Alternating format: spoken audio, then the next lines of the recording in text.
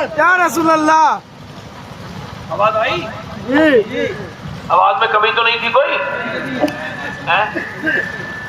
Mic वाला कह रहा है तो मैं चला रहा हूँ, वरना मेरा अभी 1 महीना नहीं हुआ है। एक जगह लोगों ने माइक बंद करा दिया पुलिस ने। मैं कहा ठीक है करा लो। 1.5 घंटे तकरीर की है बगैर माइक के। हाँ, और अल्लाह के फजल से आवाज वहीं तक जा रही थी, जिन्होंने बंद कराया था उनके घर में सबसे ज्यादा जा रही थी, क्योंकि मैं मुसलमान हूं और मेरा ईमान बिल्कुल ठीक है, उसमें कोई शकुक नहीं है कहीं से। तो इसका मतलब यह है कि ये माओ से असर पड़ता है। किससे असर पड़ता है बोलो? है? कुरान से कोई मतलब ही नहीं रहा औरतों को, और खराब कर दो माइक। हाँ, तवज्जो है कि नहीं? अल्लाह ने ऐसा मजबूत माइक दिया है, आज तक किसी माइक से मैं हारा ही नहीं। और ये माइक बंद करके भी आवाज वहीं तक जाएगी।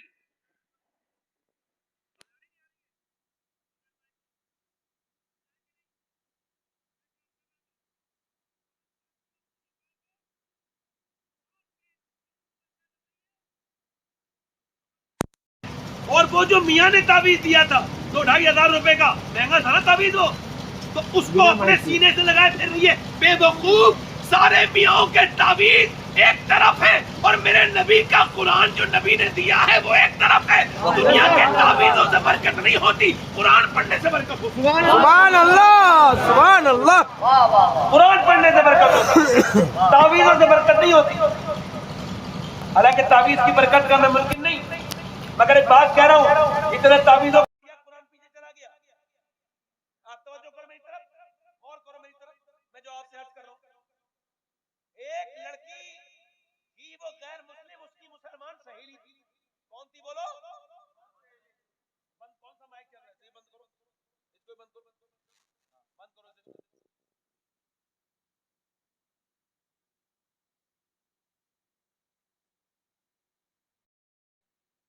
इस वजह से मैंने सोचा अल्लाह ने ऐसी आवाज ठीक दी है। आवाज आ रही है सबको? आवाज में कोई कमी तो नहीं आ रही? वहां तक आवाज आ रही है? तो सुनो मेरी बात। उसकी गैर मुस्लिम थी, अब गैर मुस्लिम उसकी सहेली थी, अपने सहेली के साथ उसने अपने घर जाना शुरू कर दिया।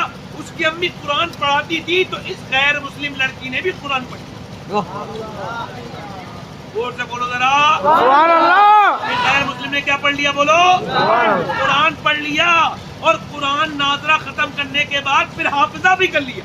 सुभान अल्लाह। जवान हो गई और इसका रिश्ता तय हुआ, तो इसने अपनी इसने उससे आके कहा, आपा से, अपनी मुल्लानी से जिसने कुरान पढ़ाया, कि ऐसा करो, मैं क्या करूं, मेरा रिश्ता हो गया है और जिसके साथ रिश्ता हुआ बहुत कट्टर है, मुसलमानों का दुश्मन, मैं क्या करूं, मैं हाफिजा हूं और मैं ईमान भी ला चुकी हूं, अब मेरा कैसा वक्त गुजरेगा?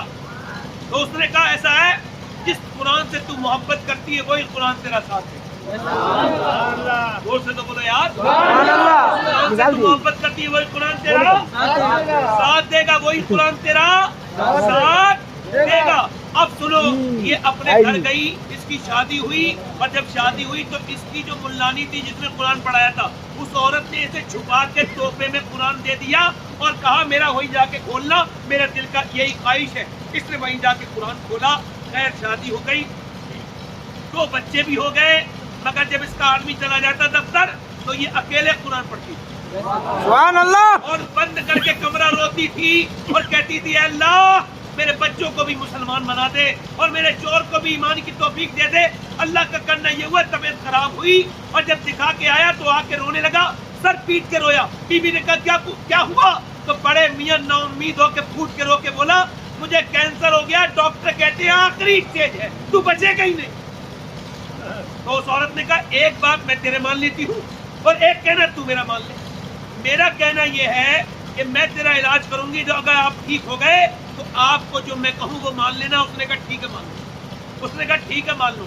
उसने क्या किया, उसने देखा था उसकी मुल्लानी कुरान पढ़ती थी, जब कोई बीमार आता था तो सूरह फातिहा पढ़ के सुनाती थी।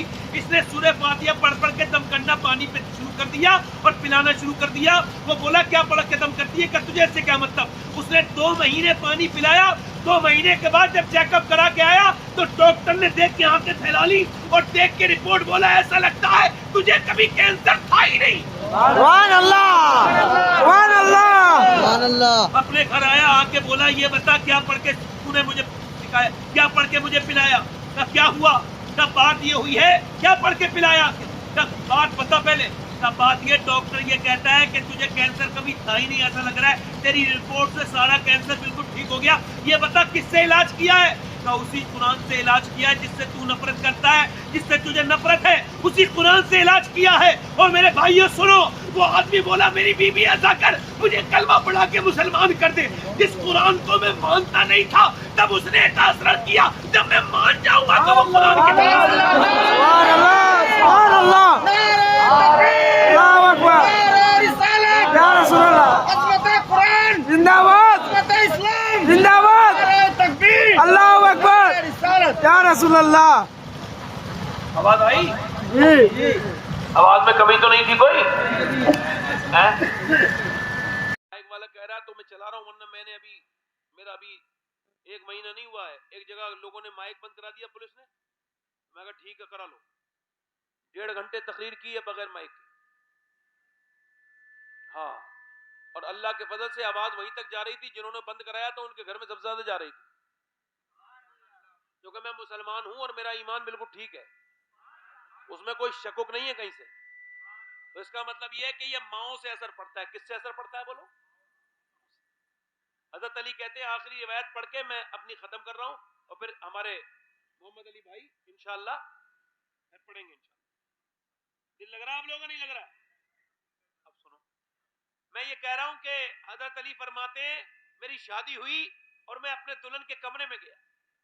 कहते हैं मैंने अपनी दुल्हन को देख के रोना शुरू कर दिया, तो वो उठ के खड़ी हुई और मेरा हाथ पकड़ के बोली, क्या आपको आपकी मर्जी नहीं थी मेरे साथ शादी करने को जो आप रोते हैं? तो मैंने आंखों में आंसू लाके कहा, फातिमा नहीं, हुजूर ने तो एहसान किया जो तुम्हारा हाथ मेरे हाथ में दे दिया। तो फिर रोते क्यों है? कहा कितनी भी गरीब लड़की हो, दिल की तमन्ना होती है जब दुल्हन बने तो अच्छे कपड़े पहने। मैं देख रहा हूं कि मेरी फातिमा, आप जिस कपड़े में दुल्हन बन के आई हैं उसमें 70 पैमद लगे हुए हैं और आपके चेहरे पे कोई शिकन भी नहीं है। इस वजह से मैं रोना आ गया कि आपको कितना सब्र है। तो नबी की बेटी रो के बोली, मेरे अब्बा फरमाते हैं फातिमा, अल्लाह अच्छे कपड़ों से राजी नहीं होता, अल्लाह तो सजदों से राजी होता है। काहे से राजी होता है बोलो? काहे से राजी होता है बोलो? सजदों से। अल्लाह सजदों से राजी होता है, कुरान पढ़ने से राजी होता है। मेरे दोस्तों, मैं आपसे भी कह रहा हूं, नबी पाक सल्लल्लाहु अलैहि वसल्लम एक दिन अपनी बेटी के घर गए और देखा कि बेटी कमजोर है। क्या हुआ मेरी बेटी? अल्लाह का शुक्र है। फातिमा क्या हुआ है मेरी लाडली, मेरी बेटी फातिमा क्या हुआ है? अल्लाह का शुक्र है मेरे अब्बा। कई बार हुजूर ने पूछा तो बेटी तो थी ना, बेटी तो वैसे भी दिल कमजोर होता है बाप की तरफ से। मेरी बेटी बताना। कहने लगी अब्बा 5 दिन से कुछ खाया नहीं है, मेरे बच्चे भी भूखे हैं और आपकी लाडली बेटी के पेट से एक पत्थर बंधा हुआ है। मेरे नबी ने ये नहीं कहा अली से पूछूंगा, ये नहीं कहा अली क्यों नहीं।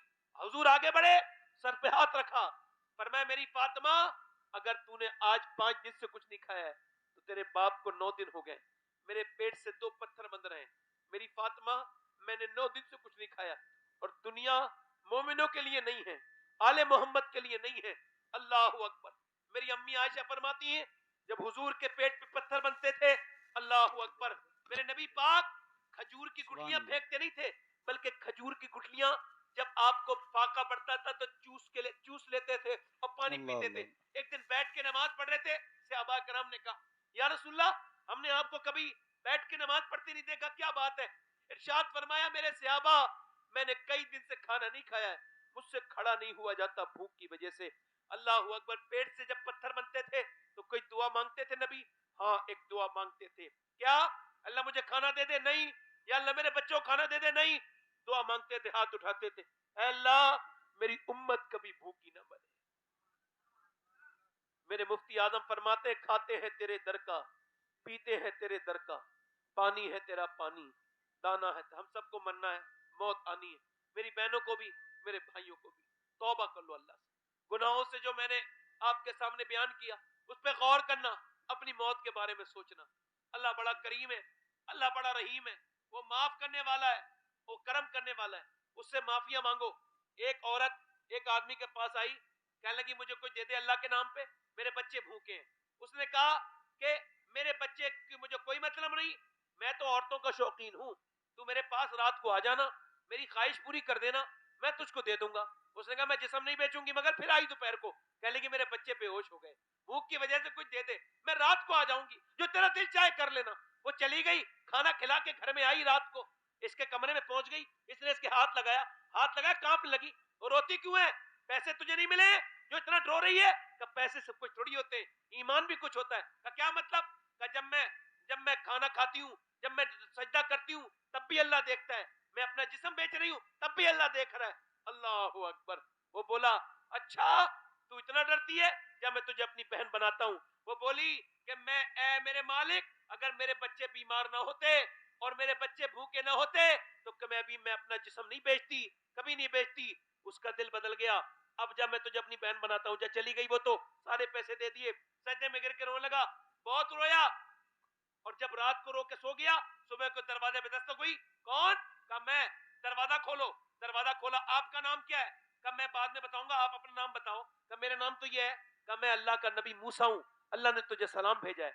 कहा सलाम भेजा है? कहा हाँ। कहा किस वजह से? मैं तो इस इलाके का सबसे गुनहगार हूं, इज्जतें लूटता रहा हूं, डकैती डाली है इज्जतों पे, कितनी मजबूरों का मैंने फायदा उठाया, इस इलाके में उससे ज्यादा गुनहगार कोई नहीं। मूसा बोले तूने कोई नेक काम किया है? कहा एक औरत को छोड़ दिया, वो रो रही थी, मजबूर थी, छोड़ दिया, और उसके बाद मैं रोया हूं कितना? का मेरा पूरा चेहरा भीग गया था। मूसा कहने लगे तेरा तो पूरा चेहरा भीग गया। अल्लाह फरमाता है इंसान इतना रो ले कि तेरी आंखों के आंसू इतने बहे कि तेरे गाल तक आ जाए, मैं सारे गुनाह उसी से माफ कर दूं। हाथ उठा के बताओ कितने लोग हुजूर के नाम पे गर्दन कटा दोगे? दोनों हाथ उठा के बताओ। हुजूर के नाम पे गर्दन जो कटा दोगे वो हुजूर के नाम पे दोनों हाथ उठा के बताओ। नीचे हाथ कर लो। जो गर्दन कटा सकते हैं नीचे हाथ कर लो, वो कुछ भी कर सकता है ना? एक दूसरे की तरफ ना देखना, मुस्कुराना नहीं, बात नहीं करना आपस में। गर्दन कटा सकते हैं, दोनों हाथ उठा के बोलो। कौन कौन कटा देगा? दोनों हाथ उठा के बोलो। नीचे हाथ कर ले। जो गर्दन कटा सकते हैं वो कुछ भी कर सकते हैं। आप में से कौन ऐसा इंसान है, कितने लोग ऐसे हैं जो आज से गर्दन भी कटा देंगे और अपने नबी के नाम पे पूरी दाढ़ी भी रखा लेंगे? इस महफिल में खड़े हो जाए, खड़े हो जाए, खड़े हो जाओ, खड़े हो जाओ। आ जाओ, इधर आ जाओ, आ जाओ चाचा, आ जाओ चाचा, आ जाओ, आ जाओ चाचा, आ जाओ, आपके छोटी दाढ़ी, आ जाओ, खड़े हो, वहीं खड़े रहो, मत आओ, खड़े रहो, खड़े हो जाओ। और आप में से कौन रखाएगा? आप रखाओगे? और खड़े हो जाओ, देर न करो। 3 हो गए। जिसके छोटी दाढ़ी हो या कटाता हो, कटाना उड़ाना एक बराबर है। कोई और आशिक रसूल है जो महफिल रसूल में पूरी दाढ़ी रखाने की नियत करे? खड़े रहना भाई। आपके चचा, आपके बीच वाले जो सफेद दाढ़ी वाले, आपके पूरी है, शाल जो ओढ़ रहे हैं इधर बीच में, आप बैठ जाएं, आप खड़े रहें, आप खड़े रहें। चौथा कोई आशिक, खड़े रहो, खड़े हो जाओ। चेहरा खोलो, चेहरा खोलो अपना भाई, चेहरा तो खोलो अपना। बस बस बस, खड़े रहो, खड़े रहो। आप हंस रहे हो, मैंने आपसे कहा था हंसना नहीं। हंसने से मेरी सारी मेहनत खराब कर दी आपने। मैंने जो इतनी देर में अल्लाह रसूल की याद दिलाई थी वो सब खत्म कर दी आपने। मैंने पहले कहा था हंसना नहीं, रोज का तजर्बा है। 5वां कोई आशिक रसूल है कोई 5वां? चलो ठीक है, हाथ ऊपर कर लो, दाढ़ी रखाने वाले हाथ ऊपर करो मेरे साथ को। इंशाअल्लाह आज के बाद ना दाढ़ी कटेगी ना मुड़ेगी, बैठ जाए। नमाज की पाबंदी करेंगे, दोनों हाथ उठा के बोलो। मौत का कोई भरोसा नहीं। नमाज पढ़ेंगे, अपनी बहन बेटी को पर्दा कराएंगे, पढ़े जोर से अस्तगफिरुल्लाह रब्बी मिन कुल्ली ज़म्बिन व अतूबु इलैह, पढ़ लीजिए ला इलाहा इल्लल्लाह मुहम्मद रसूलुल्लाह। मेरी जिंदगी का मकसद तेरे दीन की सरफराजी, मैं इसीलिए मुसलमान, मैं इसीलिए नमाजी। इस्लाम जिंदाबाद, मसलके आला हजरत पाइंदाबाद। लक़द काना लकुम फी रसूलिल्लाहि उस्वतुन हसना, सदक़ल्लाहुल अज़ीम व मा अलैना इल्लल बलाग। अस्सलामु अलैकुम व रहमतुल्लाह। या अल्लाह मेरे भाई जिनका एक्सीडेंट हुआ है उनको शिफा अता फरमा, उन पर फजल फरमा, उन पर मेहरबानी फरमा। वमा अलैना इल्लल बलाग। जोर से पढ़ें ला इलाहा इल्लल्लाह मुहम्मद रसूलुल्लाह। जनाब कफील अंबर साहब मोहम्मद अली फैजी साहब का ऐलान करेंगे, कोई उठ के न जाए, मैं भी बैठा हूं, और मोहम्मद अली फैजी साहब की नात